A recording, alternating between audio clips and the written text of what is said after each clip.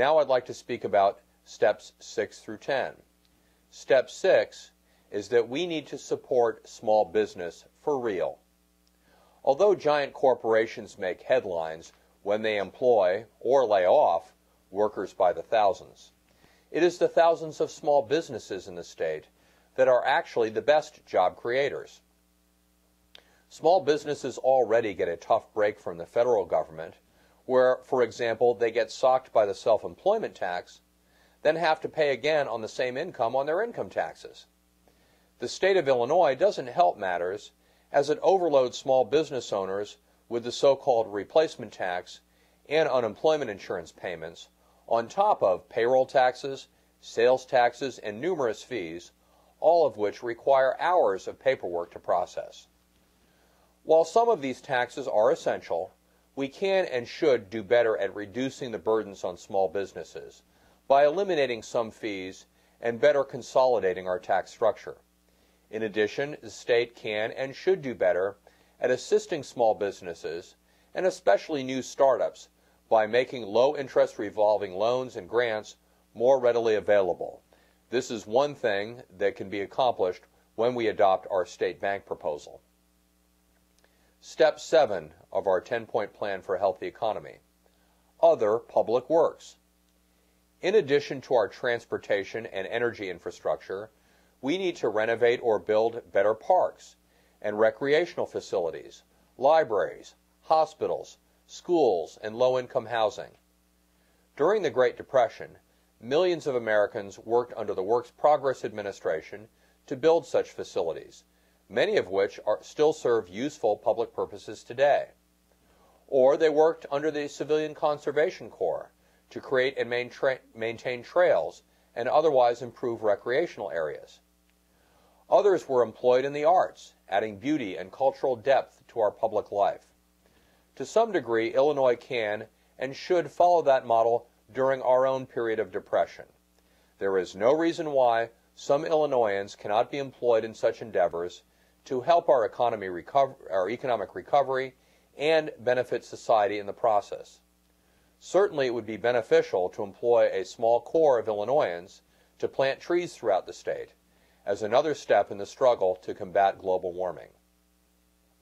Step 8 on the road to a healthy economy: more, better paying social service jobs.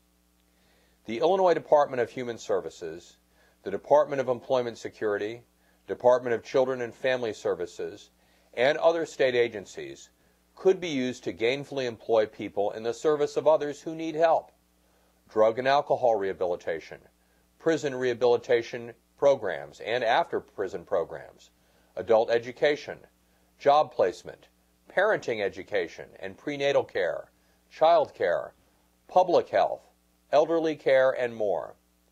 These agencies are understaffed and its workers underpaid. Yet investments in human services pay off in the long run, as they reduce the social costs of crime, poverty, and disease. Step 9 in our road to economic health: raise the minimum wage until it is a genuine living wage. A full-time job should provide enough income to support a family, but many jobs today don't pay nearly enough. The recent increase in the federal minimum wage to $7.25 an hour affected less than 4% of the workforce. The inflation-adjusted value of the minimum wage is 17% lower in 2010 than it was in 1968. When increases in productivity are accounted for, the fall in the value of the minimum wage is far more acute. We have the most productive workers in the world, but they are the most overworked and underpaid in comparison to what they produce.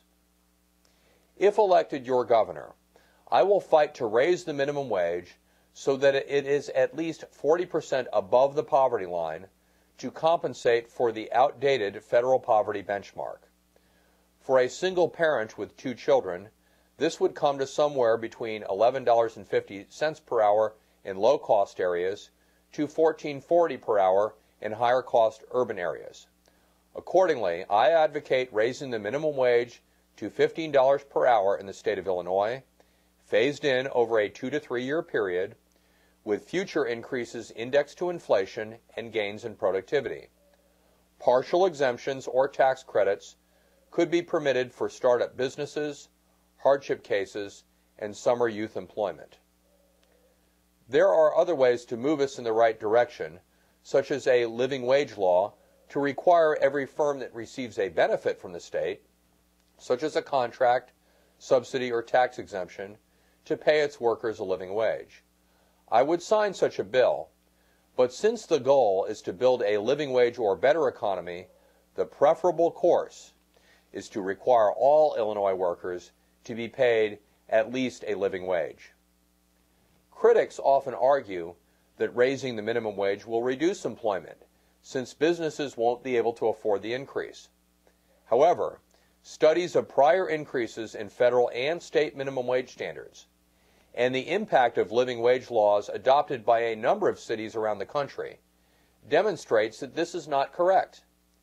Any temporary negative impact on businesses is soon compensated for by the stimulative effect of providing more discretionary income to the lowest paid workers who spend most of their income on goods and services. Indeed, experience shows that this is one of the most effective ways to stimulate the economy. In addition, raises in the minimum wage tend to improve productivity. By phasing in the minimum wage increase over time, any adverse impacts are minimized. We can attain a living wage society while at the same time reaching full employment. And finally, step 10 in my 10-part plan for creating a healthy economy in Illinois. We need to make corporations accountable and encourage other forms of business ownership. A corporation is a special form of business ownership that exempts owners from legal liability for any misconduct. Originally, in exchange for this privilege, state governments would charter corporations under strict conditions, placing limits on their business activity and requiring socially responsible behavior. Today, however, corporations have become so powerful that they control state governments instead of the other way around. In Illinois, they have used their great power and influence over government to win hundreds of millions of dollars worth of special tax exemptions and subsidies, causing much of the state's current budget crisis. The people of this state need to fight to reclaim our democracy from the power and influence of the giant corporations. That is why this campaign, my campaign for governor, like other Green Party campaigns, does not accept corporate campaign contributions. If elected, I will fight to restore corporate chartering laws and regulations needed to curb corporate misconduct and promote the social good. I will also promote worker ownership and control of corporations and workers' cooperatives as an alternative to the corporate model based on exploiting workers. Instead of using tax breaks and subsidies to enrich giant corporations that behave irresponsibly, we can provide modest tax credits, grants, and low-interest revolving loans to worker-owned enterprises and to those corporate entities that agree to hold themselves socially accountable to the public interest. Here again, the creation of a state bank can help facilitate such a policy. When corporations do behave irresponsibly by shutting down or relocating useful production facilities, both the state and local governments should be authorized to use the power of eminent domain to assume control over those facilities and turn them over, either to the workers organized as a cooperative or to homegrown small businesses.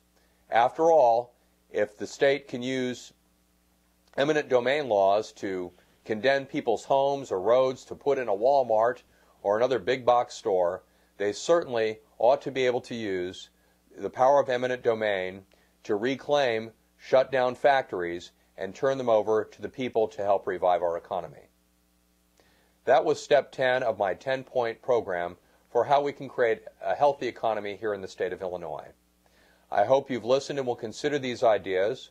There are additional ideas in greater detail that may be found on my website, www.whitneyforgov.org. I'm Rich Whitney, Green Party candidate for Governor of Illinois. I thank you for listening, and I would appreciate your support and your vote in November 2010. Thank you.